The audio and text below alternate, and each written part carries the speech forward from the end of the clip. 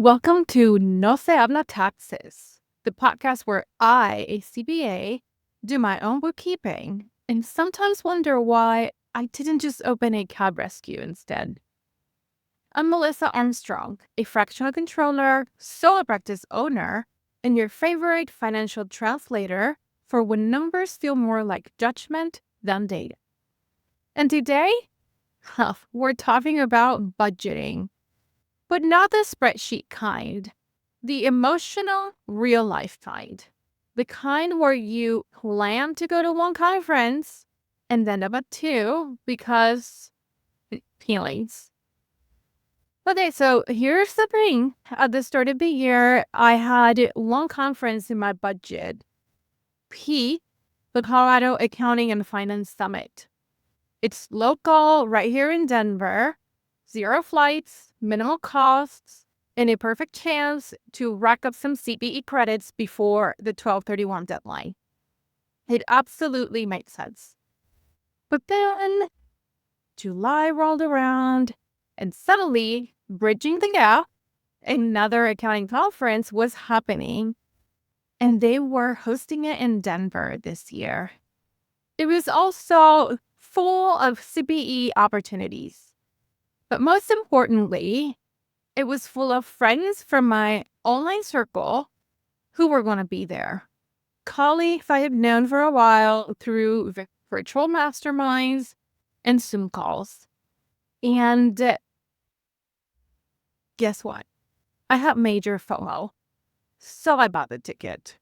I booked the days off. And just like that, I doubled my conference spending for the year. No bueno, guys. So now, you might be thinking, okay, but you're still going to the conference. It's business, right? So now you might be thinking, okay, but you're still going to a conference. It's business, right? Sure. But this isn't about whether a trip is deductible or not. It's about being intentional with your money. Because the truth is, budgeting doesn't have to be complicated. But it does have to be intentional. You don't need a 17-tab Excel workbook, although some of my clients do. What you really need is clarity. Clarity on your goals, clarity on your cash flow, and most importantly, you want to understand and own your decision-making triggers. For me, yeah, it's FOMO. But for you, it might be scarcity or impulse or treating yourself when a client finally pays. Whatever it is, budgeting is the antidote, but only if you use it. Before I share some quick budgeting tips, I want to introduce you to a new capsule section called From My Network. This section is meant to highlight professionals in my circle who have shown up to support me. They're doing brave, cool things, and I think you should meet them too. This episode's edition of From My Network goes to Lori Young. Lori is like the trusted friend next door. She's warm, relatable, and refreshingly down to earth. As an offer strategist and holistic business coach for coaches, wellness experts, and soulful entrepreneurs, she offers straight talk on how to turn passion and expertise into aligned, profitable offer ecosystems. Lori's approach is practical yet deeply human, blending strategy with soul to help her clients stand out, scale with integrity, and lead with purpose.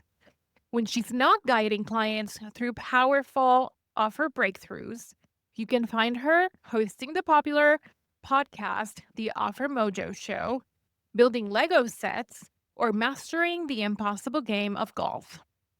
Lori brings you the Offer Confidence Toolkit, your go-to gut check for your offer with a major upgrade.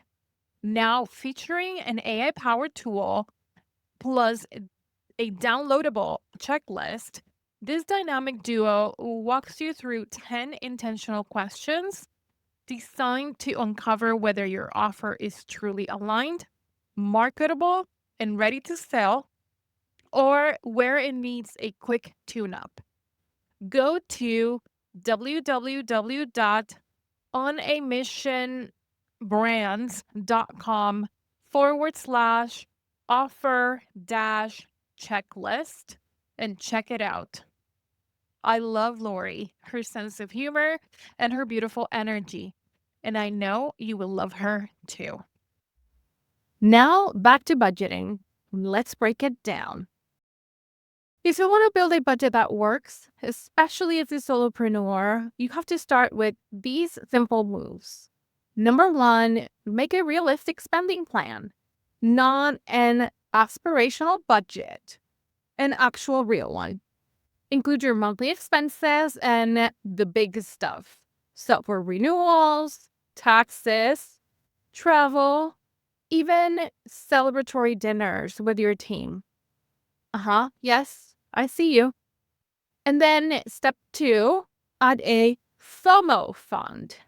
Seriously, if you're prone to last-minute business purchases, like me, be it conferences, coaching programs, or that Canva Pro subscription you forgot to cancel, set aside a line item for that and name it Impulse/Opportunity Fund. No shame. This is something that's important to you and you know it's going to happen. So it's best to just plan for it. Number 3, check before you swipe. Every time you make a spending decision, ask yourself, is this aligned with my plan? Or am I making this choice from emotion? If it's emotion, take a pause, sleep on it, ask your business bestie, and then make a decision.